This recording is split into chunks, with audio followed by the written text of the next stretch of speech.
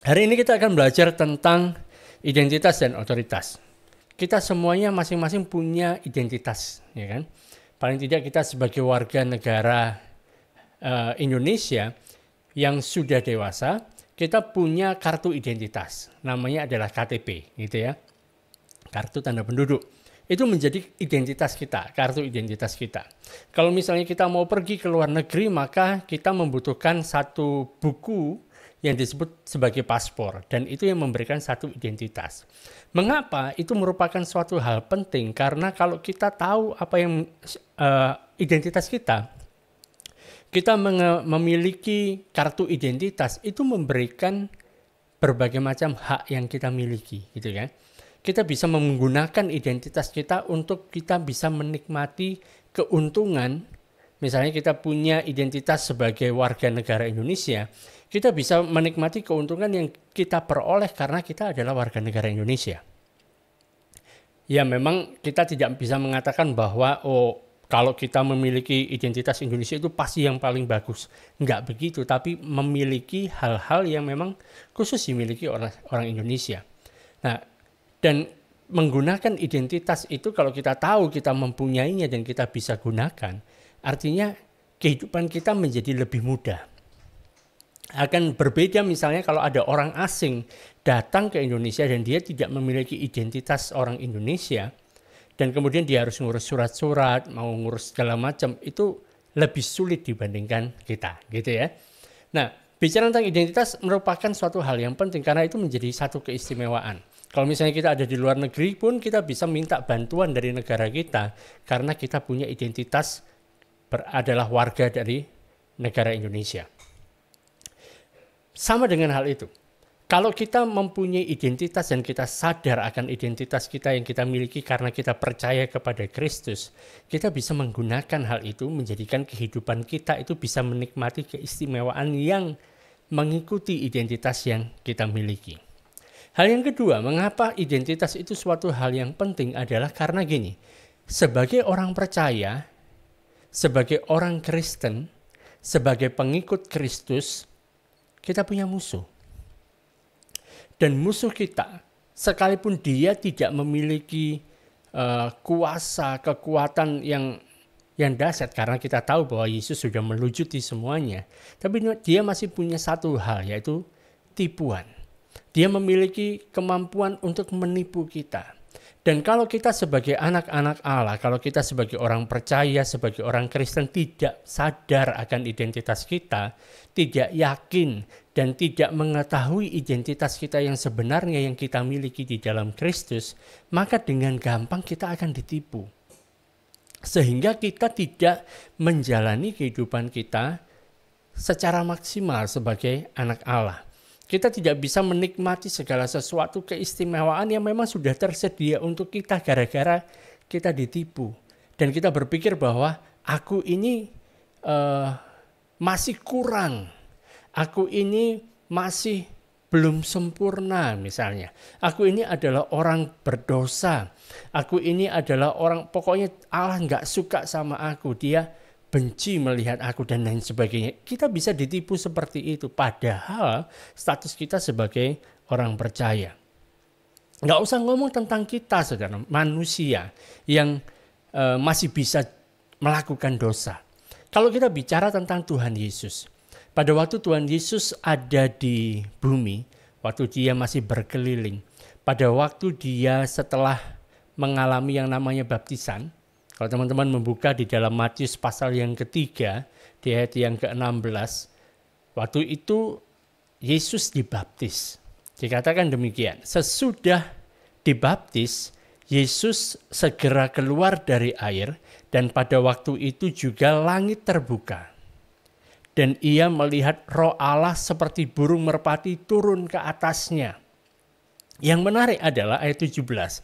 Lalu terdengarlah suara dari sorga yang mengatakan, inilah anakku yang kukasihi, kepadanyalah aku berkenan. Nah, ini merupakan satu hal yang dialami oleh Tuhan Yesus sebelum dia memasuki di dalam pelayanannya selama 3 tahunan di muka bumi. Jadi sebelum dia melayani, sebelum dia melakukan mukjizat, sebelum dia melakukan hal-hal yang lain yang dilakukan oleh Tuhan Yesus adalah dia dibaptis. Yang membaptis adalah Yohanes Pembaptis. Begitu dia keluar dari air, setelah dibaptis itu, ada Roh Allah turun seperti burung merpati. Dan kemudian ada suara yang mengatakan bahwa inilah anakku yang kukasihi, kepadanya lah aku berkenan. Jadi Allah sendiri dari sorga memberikan penegasan, menunjukkan ini loh identitasmu. Kamu adalah anakku yang aku kasih. Bukan sekedar anakku saja, tapi anak yang aku kasih dan kepadamu aku berkenan. Jadi ini peristiwa yang luar biasa, sudah jelas nih identitas Yesus itu adalah anak Allah yang dikasihi oleh Allah dan kepadanya Allah berkenan. Lalu setelah itu kalau kita lanjut di dalam Matius pasal yang keempat ayat yang pertama, di sana kita bisa temukan bahwa dikatakan lalu maka Yesus dibawa oleh roh ke padang gurun untuk dicobai oleh iblis. Jadi terjadi pencobaan di sana. Ayat yang kedua, dan setelah berpuasa 40 hari dan 40 malam, akhirnya laparlah Yesus. Wah, ini luar biasa. Jadi Yesus bisa berpuasa 40 hari 40 malam, setelah puasa 40 hari 40 malam baru dia lapar. Mungkin berbeda dengan kita ya. Tuhan Yesus ini memang satu pribadi yang sangat dahsyat. Mungkin kalau kita baru makan aja sudah lapar lagi gitu ya. Nah tapi ini Tuhan Yesus beda. Dia setelah 40 hari 40 malam berpuasa barulah dia lapar. Baru setelah itu ayat yang ketiga Matius pasal yang keempat. Muncullah musuh yang kemudian dia bicara. Lalu datanglah si pencoba itu dan berkata kepadanya. Berkata kepada Yesus. Jika engkau anak Allah, perintahkanlah supaya batu-batu ini menjadi roti. Jadi bayangkan, Yesus yang jelas dia tahu dirinya adalah anak Allah, Bapa baru saja ngomong 40-an hari yang lalu, baru mengatakan bahwa kamulah anakku yang aku kasih, kepadamulah aku berkenan. Betul ya? Tapi kemudian si musuh ini, si iblis ini mengatakan kalau kamu adalah anak Allah. Jadi diminta untuk membuktikan diri. Yesus diminta untuk membuktikan kalau aku memang benar adalah anak Allah, maka aku bisa mengubah batu ini menjadi roti. Dan teman-teman bisa membaca sendiri kisahnya seperti apa. Dan ini dilakukan iblis beberapa kali. Di ayat yang kelima kemudian yang dilakukan oleh iblis adalah iblis membawa Yesus ke kota suci, menempatkan dia di atas bumbungan bait Allah, lalu berkata kepada Yesus, jika engkau anak Allah. Sekali lagi, identitasnya dipertanyakan. Digoyang, diminta untuk membuktikan kalau kamu adalah anak Allah, jatuhkanlah dirimu ke bawah. Jadi ada hal-hal yang semacam ini. Bayangkan kalau Tuhan Yesus pun mengalami hal yang sedemikian, apalagi kita gitu loh. Dalam perjalanan kehidupan kita akan ada hal-hal yang kemudian bicara kepada kita. Waktu kita mengatakan bahwa aku adalah anak Allah, bahwa aku adalah orang percaya. Kemudian ada suara yang mengatakan, masa yang benar? Buktikan dong. Masa kalau kamu adalah anak Allah, kamu masih seperti ini? Kalau kamu adalah anak Allah, harusnya kamu bisa melakukan seperti ini. Ada berbagai macam pertanyaan, ada berbagai macam tuduhan yang membuat kita kemudian menjadi bimbang, menjadi ragu. Apakah aku benar-benar sudah menjadi anak Allah? Jadi identitas ini yang berusaha untuk digoyang. Pada saat orang percaya tidak mengetahui, tidak sadar sepenuhnya atas identitas yang dia miliki di dalam Kristus, kehidupannya tidak ada kemenangan. Di dalam kehidupannya akan menjadi kehidupan yang penuh dengan kekalahan. Saat kita tidak menyadari identitas yang kita miliki di dalam Kristus, maka kita tidak bisa menjalani kehidupan secara maksimal. Kita tidak bisa menjadi seperti yang diingini oleh Allah.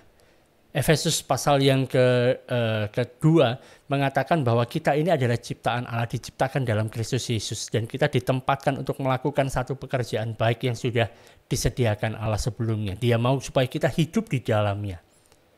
Dan ini merupakan keinginan Allah yang terjadi dalam kehidupan kita. Tapi karena kita nggak tahu siapakah diri kita sebenarnya.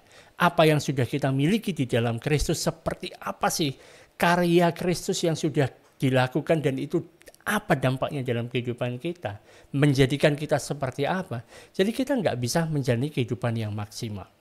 Tujuan Allah di dalam kehidupan kita seakan-akan menjadi satu hal yang dihambat dalam kehidupan kita.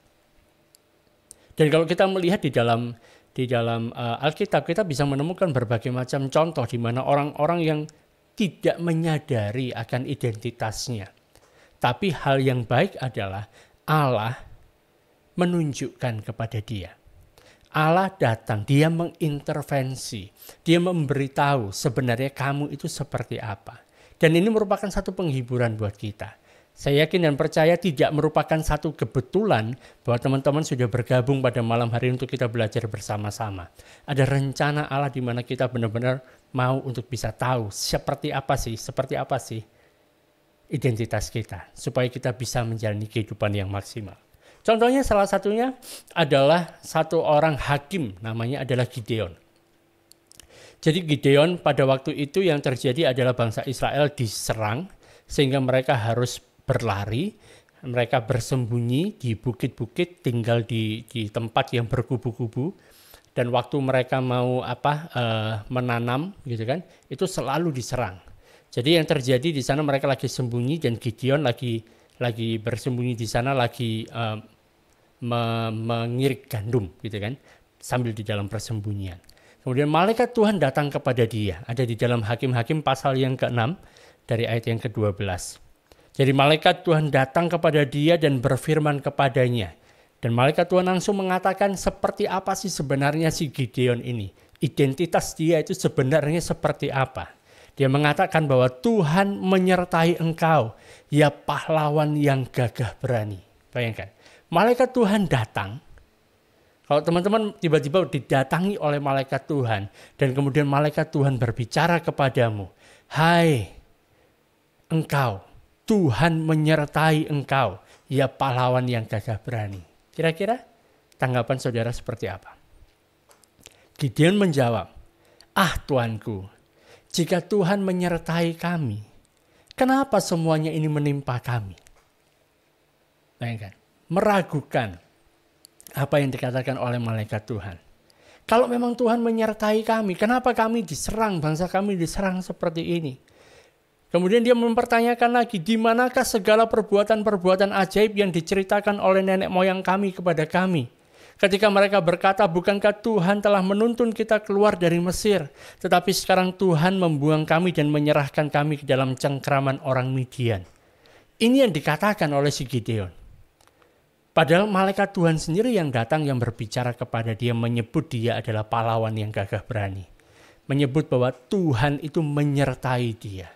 Tapi dia mempertanyakan, nggak sadar akan identitasnya. Karena dia tidak mengenal seperti apa Tuhan itu sebenarnya. Dia kemudian dimakan oleh segala sesuatu yang terjadi di sekitarnya. Situasi dan kondisi di sekitar kita bisa berbicara dan menekan kita. Membuat kita menjadi ketakutan sehingga kita nggak sadar bahwa ada potensi yang besar yang sudah Tuhan letakkan di dalam kehidupan kita. Ini yang terjadi sama si Gideon. Tapi kemudian di ayat yang ke-14 Hakim pasal 6 dikatakan, lalu berpalinglah Tuhan kepadanya dan berfirman. Bayangkan, malaikat Tuhan itu bicara tentang Tuhan sendiri yang berbicara. Dan dia berfirman, pergilah dengan kekuatanmu ini dan selamatkanlah orang Israel dari cengkraman orang Midian. Bukankah aku mengutus engkau? Benar kan? Jadi Tuhan sendiri ngomong sama dia, kamu pergilah, aku sudah mengutus engkau dan kamu pasti bisa untuk melepaskan bangsa Israel ini dari cengkraman orang Midian. Tapi sekalipun seperti itu, Gideon masih ragu. Dia mengatakan di ayat yang ke-15, jawabnya kepadanya, Tuhanku, dengan apakah ku selamatkan orang Israel? Dia kasih alasan lagi, dia nggak menyadari identitasnya. Dia nggak menyadari potensi besar yang Tuhan sudah letakkan dalam kehidupannya. Dia mengatakan, ketahuilah bahwa kaumku adalah yang paling kecil di antara suku Manasye. Dan aku pun seorang yang paling muda di antara kaum keluargaku. Jadi yang dilihat adalah keadaan fisiknya. Yang dilihat adalah keterbatasannya. Bukan melihat identitas yang Tuhan letakkan pada dia. Bukan melihat kepada kemampuan yang Tuhan berikan. Memang kan, kalau gini loh, kalau kita melihat tentang identitas yang kita miliki di dalam Kristus, seperti si Gideon ini memiliki kemampuan seperti itu yang diletakkan oleh Tuhan. Memang nggak kerasa seperti misalnya kita minum minuman energi gitu kan, tiba-tiba rasanya kayak ada tenaga. Tapi yang penting kita perlu untuk percaya saja apa yang dikatakan oleh Tuhan. Dan Tuhan melanjutkan di ayat yang ke-16, aku menyertai engkau, sebab itu engkau akan memukul kalah orang Midian itu sampai habis. Dan kalau kita baca ceritanya akhirnya seperti apa Gideon melakukan. Dia menjalani identitasnya, dia mengalahkan bangsa Midian. Saudara, mengetahui identitas penting. Karena situasi dan kondisi di sekitar kita seringkali itu menentang kita. Dan gara-gara itu kadang-kadang kita bisa termakan. Sehingga kita menjadi nggak percaya sekalipun Tuhan sudah ngomong sama kita. Makanya penting kita tahu siapakah diri kita di dalam Kristus. Sehingga segala sesuatu yang terjadi di sekitar kita, apapun boleh terjadi. Tapi kita tahu siapa kita sebenarnya. Kita bisa berjalan di dalam kemenangan. Kita bisa berjalan di dalam apa yang sudah Tuhan tetapkan di dalam kehidupan kita. Contoh kedua misalnya kita temukan ada orang namanya Musa. Semuanya kenal Musa kan? Waktu dari kecil dia, kemudian dia dilepaskan, dihanyutkan di sungai gitu ya. Dan kemudian dia diangkat oleh putrinya Firaun, diangkat anak. Makanya namanya menjadi Musa, artinya diangkat dari air. Dia dibesarkan di dalam kerajaan. Dia dibesarkan menjadi seorang pangeran gitu kan, dengan segala macam kemewahan yang dia bisa nikmati pada saat itu. Tapi yang terjadi adalah saat dia mengetahui sebenarnya siapakah dirinya. Rupanya dia itu bukan anaknya putri Firaun. Kalau kita temukan di dalam Ibrani pasal yang ke-11 ayat yang ke-24 di sana dikatakan, karena iman maka Musa setelah dewasa menolak disebut anak putri Firaun, karena dia lebih suka menderita sengsara dengan umat Allah daripada untuk sementara menikmati kesenangan dari dosa. Gara-gara dia mengetahui identitasnya, dia memilih, dia mengambil satu tindakan, dan akhirnya dia bisa membawa bangsa Israel keluar dari Mesir. Jadi saat kita bicara tentang identitas satu hal yang penting. Kalau saudara nggak tahu identitasmu di dalam Kristus, repot. Kita akan melihat lebih dalam lagi seperti apa sih identitas kita dalam Kristus. Yang jelas adalah, pertama, identitas yang kita miliki di dalam Kristus itu tidak ditentukan dari apa yang kita lakukan. Saudara, identitas saudara dan identitas saya tidak ditentukan dari apa yang kita lakukan. Tidak ditentukan oleh pekerjaan kita. Ada orang-orang manggil saya kan, misalnya ada beberapa teman-teman panggil, kemudian panggilnya pastor gitu kan. Ada yang panggilnya Pak. Macam-macam gitu loh. Tapi identitas saya yang sejati bukan pastor gitu loh. Paham ya? Ada orang misalnya dia dia menjadi dokter gitu kan. Dan kemudian kita melihat bahwa identitas dia adalah dokter. Artinya kalau dia sudah nggak jadi dokter lagi, hilang dong identitasnya. Kan seperti itu. Jadi identitas itu tidak ditentukan dari apa yang kita lakukan. Tidak ditentukan dari pekerjaan kita. Jangan melihat pekerjaan kita dan apa yang kita lakukan sebagai identitas kita. Karena kalau kita melihat sampai di situ, maka saat hal itu tidak terjadi lagi, saat kita tidak melakukan hal yang seperti itu, kita kehilangan identitas. Kita bekerja, suatu saat harus pensiun, hilang identitasnya. Identitas kita bukan ditentukan dari apa yang kita lakukan.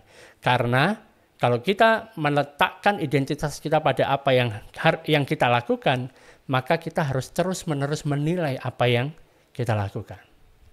Hal yang kedua berkaitan tentang identitas adalah identitas itu juga tidak ditentukan dari prestasi kita. Misalnya saudara seorang atlet kemudian menang di dalam perlombaan dan mengatakan aku adalah juara dunia. Oke, saat itu juara dunia. Dan berpikir bahwa identitasmu adalah seorang juara dunia. Sampai kapan bisa bertahan?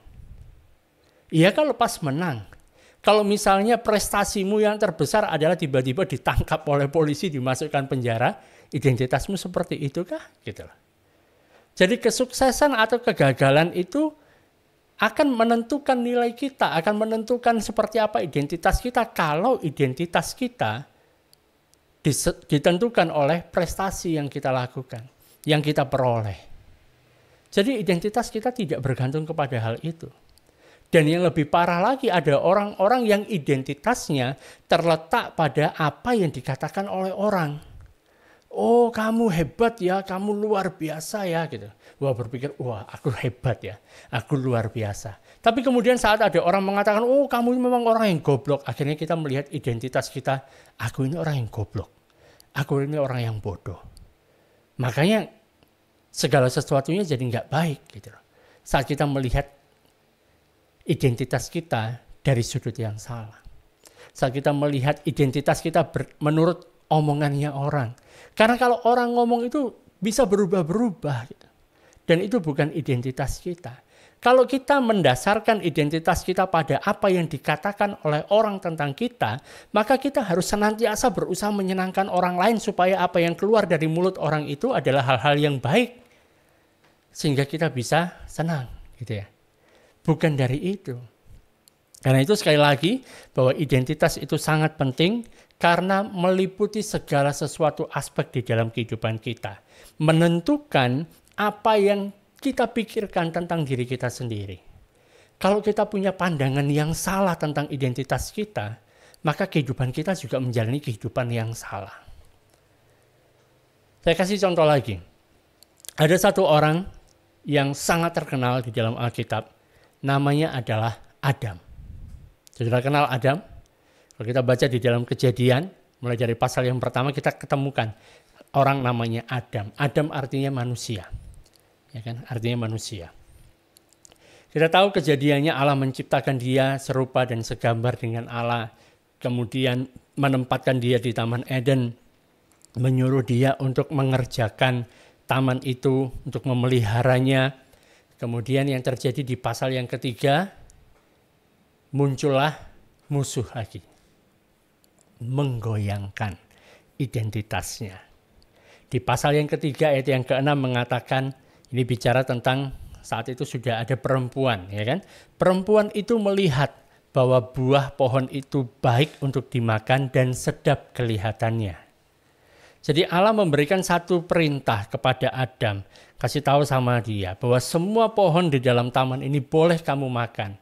Kecuali satu pohon itu. Boleh pohon pengetahuan yang baik dan yang jahat. Jangan kamu makan. Karena pada hari kamu makannya kamu akan mati. Tapi kemudian ditipulah sama si ular. Ular mulai menipu melalui perempuan. Dan kemudian saat perempuan itu melihat bahwa buah pohon itu baik untuk dimakan dan sedap kelihatannya. Plus lagi pula pohon itu menarik hati karena memberi pengertian. Lalu ia mengambil dari buahnya dan dimakannya dan diberikan juga kepada suaminya yang bersama-sama dengan dia. Jadi Adam ada di situ pada waktu ular ini bicara sama si perempuan itu. Waktu dia makan, dia kasih kepada si Adam, kepada suaminya yang bersama-sama dengan dia. Dan suaminya pun memakannya. Mengapa dia melakukan seperti ini? Karena nggak kuat di dalam identitasnya. Dia menjadi tertipu. Padahal dia mengetahui dia ditempatkan Allah di sana untuk menguasai tempat itu. Artinya yang berkuasa di situ adalah Adam. Dan dia diciptakan serupa dan segambar dengan Allah. Tapi gara-gara omongannya si ular, dia berpikir bahwa Allah ini tidak baik. Rupanya ada yang disembunyikan oleh Allah. Allah mau menipu kita dengan menyuruh kita tidak makan dari buah pengetahuan yang baik dan yang jahat. Karena si ular mengatakan kalau kamu makan, kamu akan menjadi seperti Allah. Aku juga mau untuk menjadi seperti Allah. Padahal dia diciptakan serupa dan segambar dengan Allah. Gagal melihat identitasnya. Gagal berpegang kepada identitasnya. Sehingga dia ingin menjadi seperti Allah. Padahal dia sudah seperti Allah. Sebab dia diciptakan serupa dan segambar dengan Allah. Hal menarik saudara. Nah, saya temukan begini. Saya suka mengutak-atik ini ya, apalagi berkaitan tentang dalam perjanjian lama. Kita temukan di sana ada nama Adam gitu ya. Adam. Bisa dilihat ya, Adam. Artinya adalah manusia gitu ya. Adam artinya manusia. Tetapi kan kalau kita lihat di dalam bahasa Ibraninya, Adam itu ditulisnya seperti ini. Alef, Dalet, dan Mem. Alef, Dalet, dan Mem. Nah, di dalam bahasa Ibrani itu ada yang disebut sebagai piktograf. Jadi, setiap huruf-huruf yang ada di dalam bahasa Ibrani itu ada gambarannya. Jadi, ini gambaran seperti apa, ini gambarnya seperti apa. Nah, seperti misalnya kita temukan ini, tulisan seperti ini. Alef dan Lamet gitu kan. Alef dan Lamet. Alef itu huruf pertama yang artinya adalah lembu, ya kan? Lembu jantan. Bicara tentang kekuatan, kuat, ya kan? Bicara tentang kuat, pemimpin. Nah, Lamet itu seperti tongkat. Jadi gambarnya melengkung situ seperti tongkat dan itu untuk mengarahkan. Nah, ini dibaca L. Allah yang punya tongkat untuk mengarahkan kita, gitu ya. Nah, itu ada artinya, ada gambarannya masing-masing. Dan kalau teman-teman mau belajar tentang hal ini, bisa coba lihat aja dari YouTube atau lihat di Google, pasti akan ketemu, gitu kan. Bicara tentang hal ini, cari piktograf. Nah, yang mau saya bagikan adalah gini. Adam itu ada 3 huruf, Alef, Dalet, dan Mem. Alef tadi itu artinya bicara gambarannya adalah bicara tentang lembu. Bicara tentang kekuatan. Bicara tentang pemimpin. Pemimpin. Itu Alef. Sedangkan Dalet itu gambarnya adalah gambar tentang pintu atau jalan. Pintu atau jalan. Sedangkan Mem itu adalah gambaran tentang air. Air atau kekacauan. Nah, kalau dilihat dari namanya Adam, dilihat satu persatu, kita bisa temukan suatu hal. Alef, kekuatan, ya kan? Pintu, Dalet, dan air atau kekacauan. Jadi kata Adam bisa memiliki arti melalui piktografnya adalah satu kekuatan atau satu pemimpin yang membuka pintu, membuka jalan menuju 2 macam hal. Bisa menuju kepada air, bicara tentang kehidupan, atau bicara tentang kekacauan. Dan kita temukan bahwa Adam yang pertama adalah kekuatan atau pemimpin yang membuka pintu yang membawa kita ke dalam kekacauan. Oke, Adam. Gara-gara apa? Dia tidak menyadari identitasnya. Dia mau menjadi seperti Allah. Nggak percaya apa yang dikatakan oleh Allah. Jangan makan. Harusnya percaya saja gitu ya. Justru karena itu dari namanya kita bisa menemukan bahwa ada pewahyuan di sana. Ada satu nubuatan bahwa orang ini merupakan satu pemimpin yang membuka jalan, membuka pintu masuk ke dalam sayangnya kekacauan. Tapi puji Tuhan tidak berhenti sampai di sana. Sebab kita bertemu dengan 2 macam Adam. Ada Adam yang pertama, tapi ada juga Adam yang terakhir. Bicara tentang Kristus. Saat bicara tentang Adam yang terakhir, bukan lagi bicara merupakan pemimpin yang menuntun kita, yang membuka jalan kepada kekacauan, tapi yang membawa kita ke dalam kehidupan. Dia adalah air kehidupan. Oke? Nah, dari sini kita bisa melihat bahwa memang mengetahui, menyadari identitas kita merupakan satu hal yang penting. Merupakan satu hal yang penting. Nah, kita akan melihat dari Galatia pasal yang ke-3, ayat yang ke-26. Galatia pasal yang ketiga, ayat yang ke-26. Coba saya buka dulu ya. Galatia pasal yang ketiga, ayat yang ke-26. Panjang di bawah.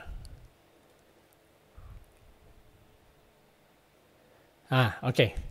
Di sana dikatakan, sebab kamu semua adalah anak-anak Allah karena iman di dalam Yesus Kristus. Ini bicara tentang identitas kita, saudara.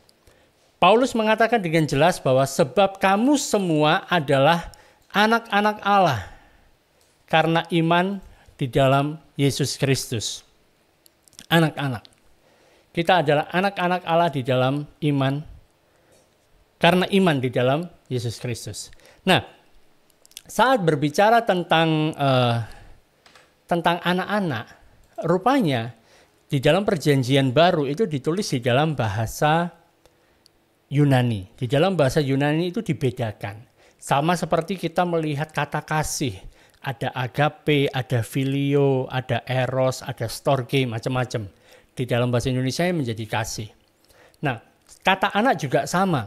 Dalam kata anak ini di dalam bahasa Yunani ada berbagai macam yang diterjemahkan menjadi kata anak. Yang pertama, contohnya di sini kita temukan kata nepios. Nepios. Itu bicara tentang bayi rohani. Bayi rohani. Ya. Katanya adalah nepios. Kemudian ada kata lain yang dipakai di dalam perjanjian baru adalah paidion. Itu artinya remaja. Ya kan? Remaja. Itu paidion. Kemudian ada satu kata lagi yang dipakai untuk menyebutkan sebagai anak adalah teknon. Teknon ini bicara tentang anak yang belum dewasa. Belum dewasa. Jadi teknon memang mungkin dia sudah besar tapi dia belum dewasa. Secara badan kelihatannya sudah besar tapi belum dewasa. Dan berikutnya yang disebut sebagai anak yang berikutnya adalah huios. Ini bicara tentang anak yang sudah dewasa. Ya kan? Kita semua adalah anak, ya kan? Tapi ada anak-anak yang masih bayi, ada yang sudah remaja, ada yang belum dewasa, badannya sudah besar tapi belum dewasa, tetapi ada juga yang sudah dewasa. Jadi dibedakan, kata yang dipakai di sana itu semuanya dibedakan. Nah, di dalam Galatia pasal yang ketiga, ayat yang ke-26 itu tadi, Galatia pasal yang ketiga ayat yang ke-26, di sana dikatakan sebab kamu semua adalah anak-anak Allah. Apa anak-anak Allah yang dipakai di sini katanya apa gitu ya? Saya tunjukkan buat saudara. 26, for ye are all the children. Di sana kayaknya nggak kelihatan ya. Kata children itu adalah Strong 5207 dan kalau dibuka di dalam kamus 5207 adalah bicara tentang huios. Huios gitu ya. Huios ini adalah anak yang sudah dewasa. Jadi yang dikatakan oleh Rasul Paulus di sini bicara tentang orang yang berada di dalam Kristus karena kita percaya kepada Kristus, kita menjadi anak yang sudah dewasa.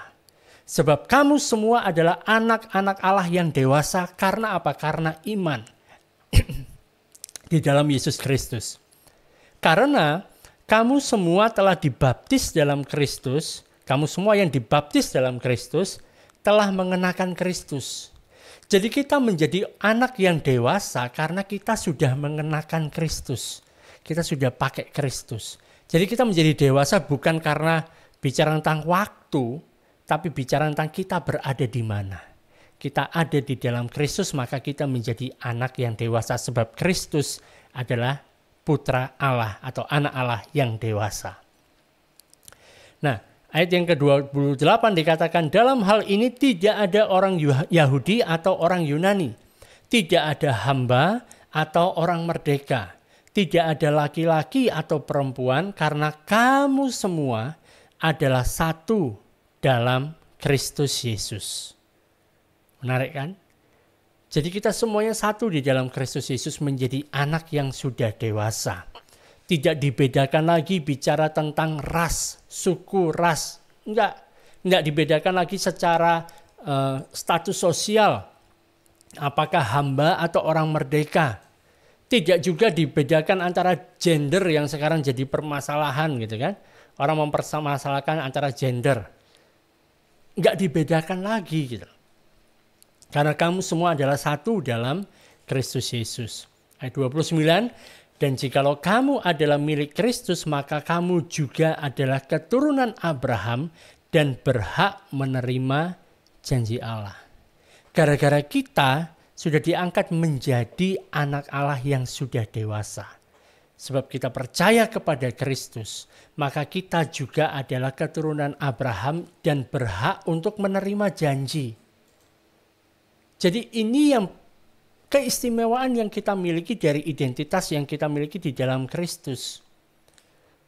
Dikatakan bahwa kita adalah anak yang sudah dewasa dan berhak untuk menerima janji. Berikutnya dikatakan di pasal yang keempat ayat yang pertama. Yang dimaksudkan apa itu berhak mendapatkan janji itu tadi? Menerima janji Allah apa maksudnya? Yang dimaksud adalah selama seorang ahli waris belum akil balik, ini kan, yang belum akil balik.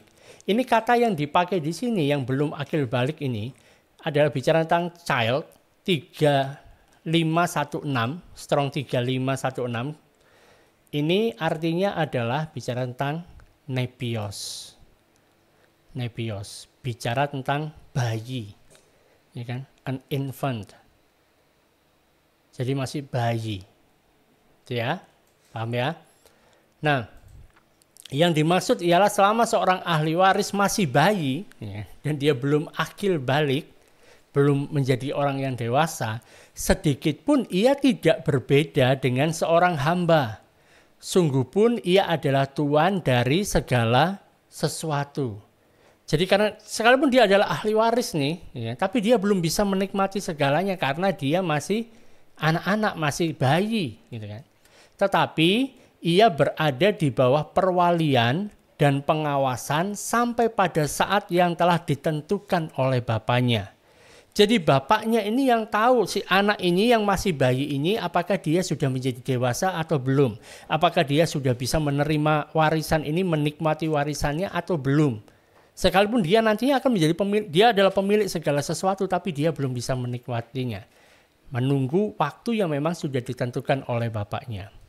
Ayat yang ketiga, demikian pula kita.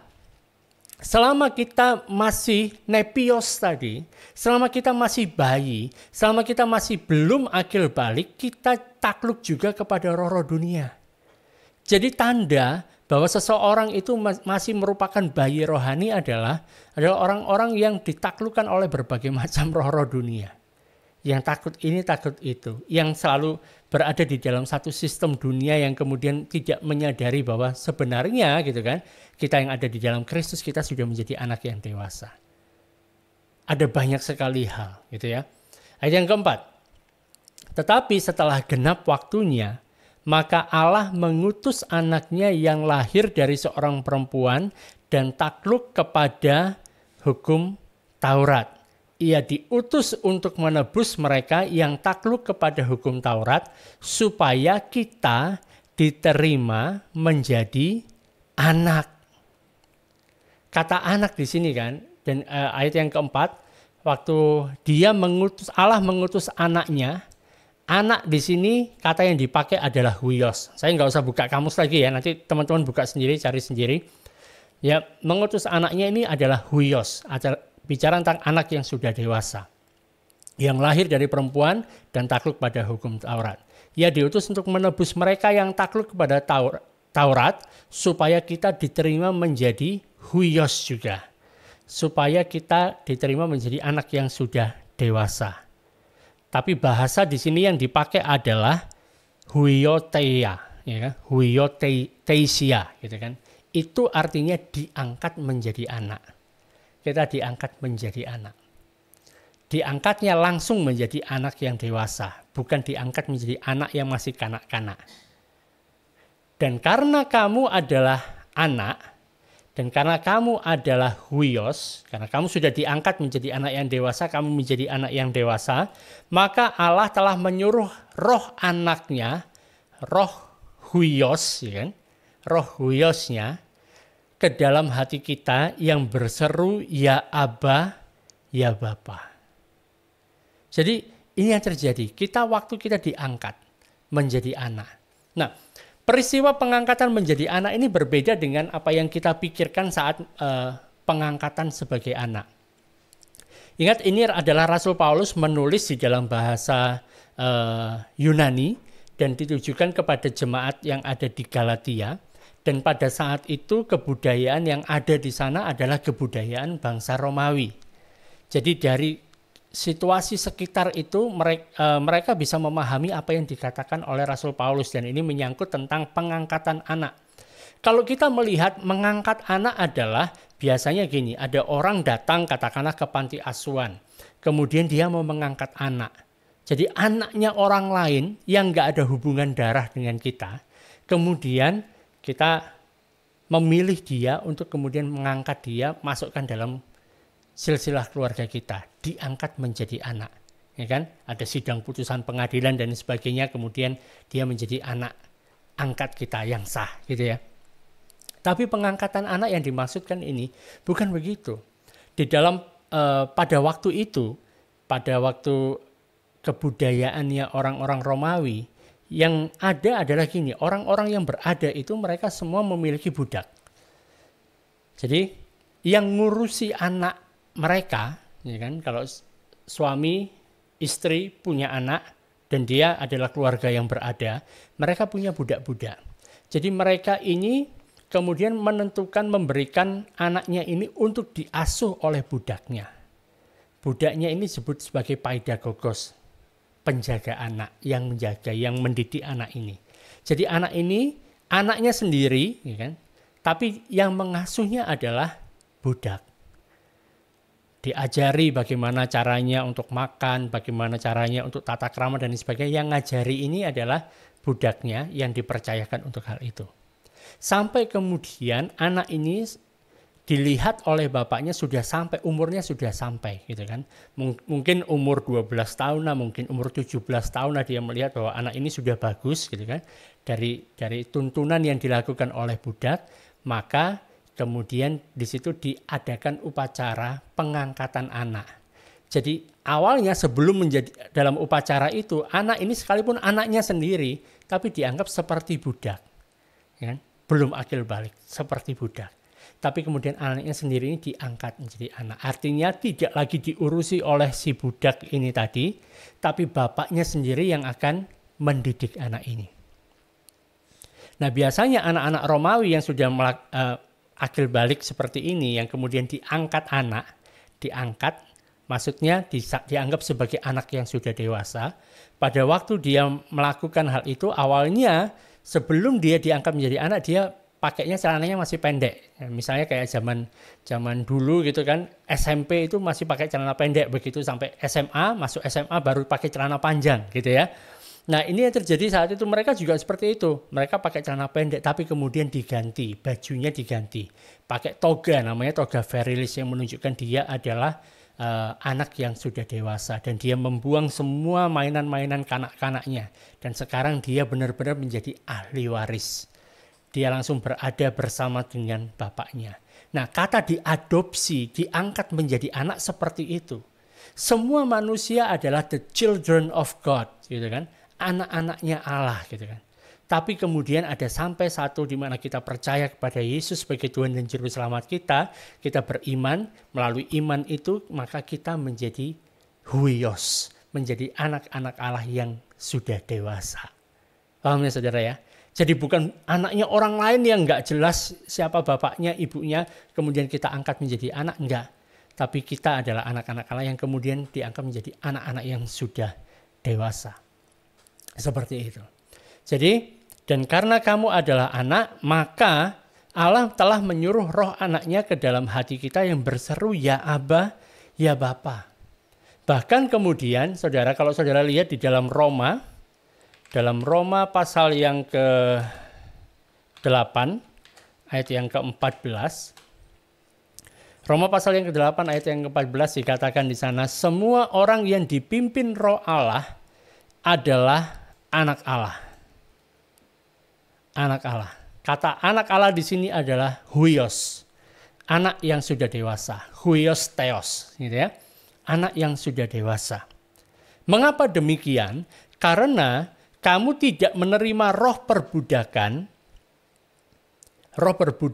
yang membuat kamu menjadi takut lagi.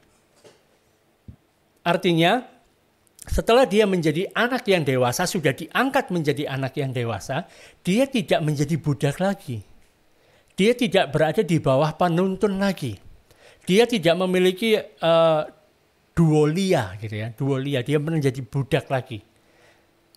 Sebab kamu tidak menerima roh perbudakan yang membuat kamu menjadi takut lagi. Tetapi kamu telah menerima roh yang menjadikan kamu anak Allah. Jadi kita menjadi anak Allah karena kita menerima roh ini. Kita menjadi huios itu karena kita menerima roh Allah. Dan oleh roh itu, gitu kan? Oleh roh itu kita bisa berseru, ya Abba, ya Bapa. Oleh roh itu kita bisa berani menyebut Allah sang pencipta langit dan bumi itu menjadi Abba, Bapa. Sama seperti sebelumnya kan saudara. Bahwa anak yang belum akil balik ini, anak yang belum diangkat menjadi anak yang dewasa ini, dia seperti hamba. Jadi waktu dia melihat bapaknya, dia mau panggil bapaknya, dia harus panggil dengan kata kurios, Tuan. Tuan. Nggak bisa ngomong dekat, Abba, Bapa, Papa, nggak bisa. Karena posisinya seperti itu. Tapi setelah dia diangkat menjadi anak yang dewasa, bisa berseru, memanggil bapaknya, itu bapaknya sendiri dipanggil sebagai Bapa. Sama seperti kita bisa menyebut Allah sang pencipta langit dan bumi sebagai Bapa kita. Maka kita bisa berseru, ya Abba, ya Bapa. Saudara, saat bicara tentang hal ini ya, memanggil Allah sang pencipta langit dan bumi sebagai Abba, sebagai Bapa, itu merupakan konsep yang sangat sulit untuk diterima oleh orang-orang pada zaman itu. Bahkan pada waktu Yesus ada dan dia waktu ditanya oleh murid-muridnya gitu kan. Dia ditanya dan diminta untuk mengajarkan bagaimana sih caranya berdoa. Murid-muridnya ingin tahu gimana caranya berdoa sebab murid-muridnya Yohanes itu diajari cara berdoa. Nah, kami ini adalah muridmu. Karena itu ajarilah kami untuk bisa berdoa gitu ya. Lalu jawab Tuhan Yesus seperti ini. Itu ada di dalam Lukas ya. Dan doanya juga ada di dalam Matius. Dia mengatakan, apabila kamu berdoa, katakanlah, Bapa, dikuduskanlah namamu, datanglah kerajaanmu. Doa Bapa kami, ya kan? Doa Bapa kami. Kita temukan seperti itu. Yang Bapa kami yang ada di sorga, dikuduskanlah namamu. Pada waktu itu kan, menyebut Allah itu merupakan satu hal yang sangat nggak boleh disebutkan dengan sembarangan gitu. Apalagi orang Yahudi. Jadi orang Yahudi itu pada waktu mereka menemukan di dalam buku mereka, di dalam kitab mereka, ada tulisan seperti ini, Yod, He, Vav, He, gitu ya. Orang zaman sekarang dengan gampang menyebutnya Yahweh gitu kan. Yahweh gitu ya. Tapi orang-orang Ibrani, gitu kan, orang-orang Yahudi, mereka waktu membaca Yod He Vav He, mereka ganti. Mereka tidak berani menyebutnya Yahweh. Bahkan ada yang ahli yang mengatakan bahwa kita nggak tahu apakah memang sebutannya adalah Yahweh atau gimana, kita nggak tahu gitu. Sebab orang Ibrani sendiri nggak pernah menyebutkan kata ini. Mereka nggak berani karena mereka takut menyebut nama Tuhan Allah dengan sembarangan. Jadi begitu ada tulisan seperti ini, Yod He Vav He, atau YHWH gitu kan. Maka mereka membacanya seperti ini. Alef, Dalet, Nun, Yod. Nah, mereka bacanya begitu ketemu tulisan Yod He Vav He, mereka baca sebagai Adonai. Artinya Allah Tuhanku. Ya, Tuhanku. Jadi begitu ketemu dengan seperti ini, mereka sebut Tuhanku. Mereka sangat menghormati Bahkan sebenarnya bukan bicara tentang sangat menghormati, mereka takut salah ngomong gitu loh. Karena itu akan melanggar perintah, 10 perintah. Jadi waktu ketemu tetragrammaton ini, 4 huruf yang sangat sakral ini, begitu bacanya adalah dibaca Adonai. Mereka tidak baca dengan Yahweh gitu ya. Mereka bacanya Adonai. Atau kalau tidak, kalau sudah seperti itu, biasanya mereka menyebut Allah dengan kata Elohim gitu kan. Alef, Lamet, Hei, Yud, Mem. Nah itu, Elohim. Jadi teman-teman belajar bahasa Ibrani ya. Wah keren kalau belajar bahasa Ibrani. Jadi mereka sebut seperti itu. Allah adalah Elohim. Jadi kemudian waktu Tuhan Yesus ditanya, gitu kan, Tuhan Yesus ditanya, kalau kami berdoa bagaimana caranya? Wah, ya kan? Dan Tuhan Yesus mengatakan, kalau kamu berdoa, katakanlah seperti ini, ya kan? Abba. Kamu panggil Allah sebagai Abba. Ini tulisannya. Alef, Beth, Alef. Abba. Ini konsep yang sangat baru. Mereka kaget. Dan saya percaya bahwa kemungkinan besar mereka tidak melakukannya. Kemungkinan besar mereka nggak melakukannya. Mereka melihat ini pengajaran dari mana ya? Jangan-jangan ini pengajaran sesat gitu. Karena saat itu nggak ada yang berani menyebut nama Tuhan Allah dengan sembarangan. Apalagi sekarang menyebut dia sebagai Bapa, sebagai Abba. Tapi itu yang diajarkan oleh Tuhan Yesus. Setiap kali kita temukan bagaimana Yesus menyebut Allah, dia selalu akan sebut dia sebagai Abba. Bahkan kalau kita baca di dalam Matius, dia juga mengajarkan kepada mereka bahwa dia adalah Bapakmu. Ini konsep yang sangat berbeda, revolusioner. Karena orang pada saat itu orang Yahudi tidak pernah melihat Allah itu sebagai Bapa. Mereka melihat Allah sebagai junjungannya, sebagai Tuhan, sebagai yang paling berkuasa. Tidak pernah melihat Allah sebagai Bapa. Makanya saat Yesus mengatakan aku adalah anak Allah, itu dianggap sebagai penghujatan. Itu adalah menghujat Allah. Itu yang dikatakan oleh Yesus, dia ngomong panggil dia sebagai Bapa. Bayangkan saudara, konsep yang luar biasa. Di mana kita yang percaya kepada Yesus, kita bisa memanggil, kita bisa memandang Allah, kita bisa menerima dia, kita bisa menyebut namanya sebagai Abba, sebagai Bapa kita. Ini nama yang diperkenalkan Yesus kepada kita. Kita panggil dia sebagai Abba, Bapa kita. Dan tidak hanya kita aja yang bisa memanggil, Roh yang diberikan, yang tinggal di dalam kita, membuat kita bisa berseru ya Abba ya Bapa. Bayangkan, diteguhkan lagi. Bukan hanya kita bisa berseru, tapi kita diteguhkan oleh Roh itu sehingga mengatakan seperti itu. Dan di dalam, kalau kita kembali dalam Galatia pasal yang keempat ayat yang ke-7, di sana dikatakan, jadi kamu bukan lagi hamba. Jadi identitas saudara sebagai orang percaya, saudara itu bukan hambanya Allah. Paham ya? Saudara adalah huios theos. Ya? Saudara adalah anak Allah. Kamu bukan lagi hamba, melainkan anak.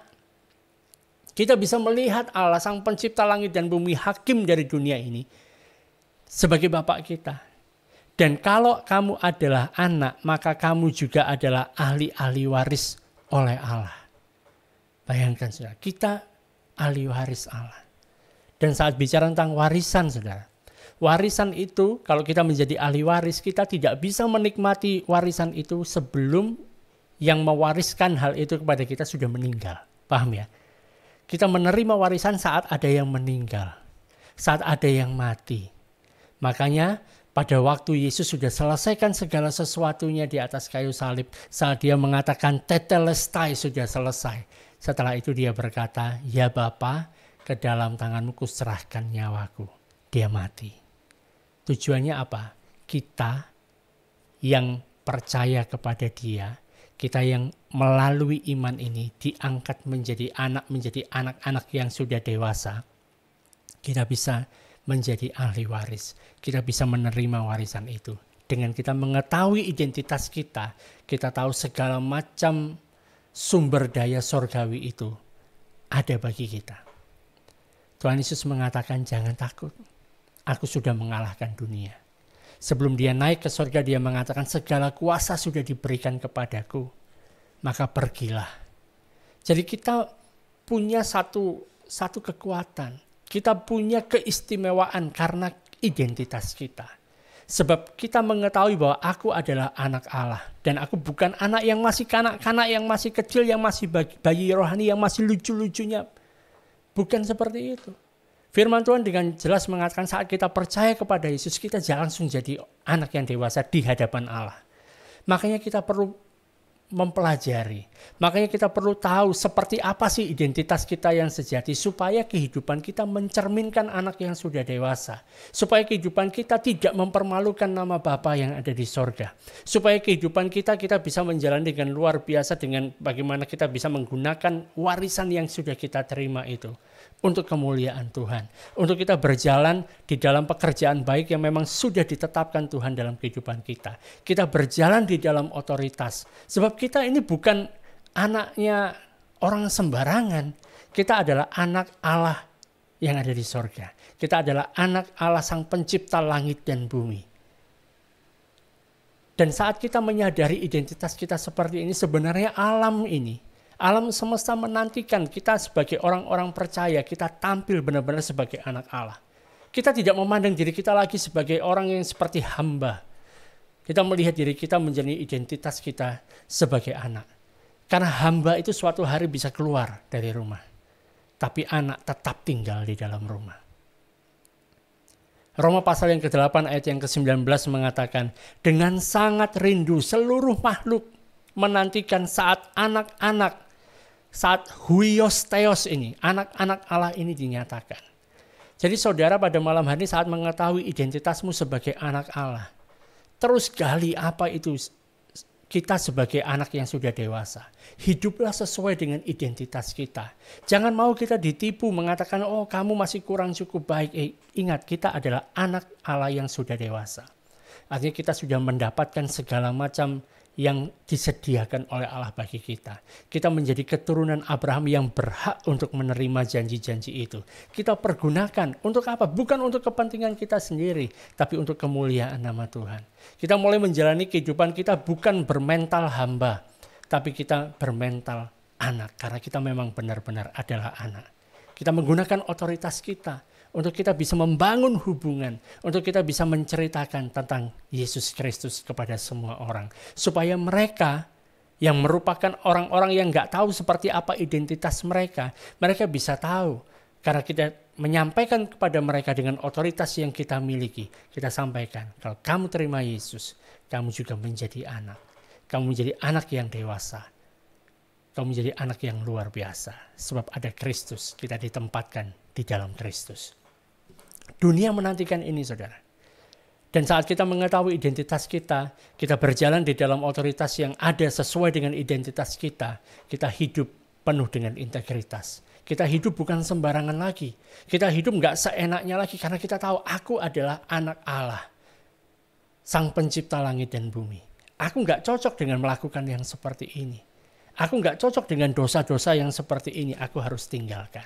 Aku hidup untuk menunjukkan kepada semua orang bahwa Allahku, Bapakku itu seperti apa. Dia yang sudah sangat mengasihi dunia dan mengaruniakan putranya yang tunggal untuk mati, untuk menanggung seluruh dosa umat manusia. Sehingga kita, orang yang dulunya berdosa, yang dulunya adalah budak, yang dulunya adalah orang yang bukan apa-apa, sekarang menerima identitas yang baru. Kita punya kehidupan yang baru sebagai anak-anak Allah. Haleluya. Amin, saudara. Kalau percaya saudara adalah anak-anak Allah yang sudah dewasa ya. Jadi marilah kita mulai bertindak sebagai anak-anak yang dewasa. Saya harap pelajaran kita pada malam hari ini bisa memberkati saudara sekalian. Dan saya percaya bahwa Roh Kudus akan terus mengingatkan saudara, identitas saudara. Bahwa saudara adalah anak-anak Allah yang dewasa. Sebab dia ada di dalam kita dan dia membuat kita bisa berseru. Memanggil ya Aba, ya Bapa. Saat kita berada di dalam kesulitan, saat kita berada dalam hal-hal yang gak enak, saat kita berada dalam tantangan, saat kemudian muncul kebimbangan dan sebagainya. Ingatlah ada Roh Kudus yang di dalam kita. Kita bisa berseru kepada Sang Pencipta langit dan bumi. Kita bisa panggil dia Bapa. Bapa. Haleluya.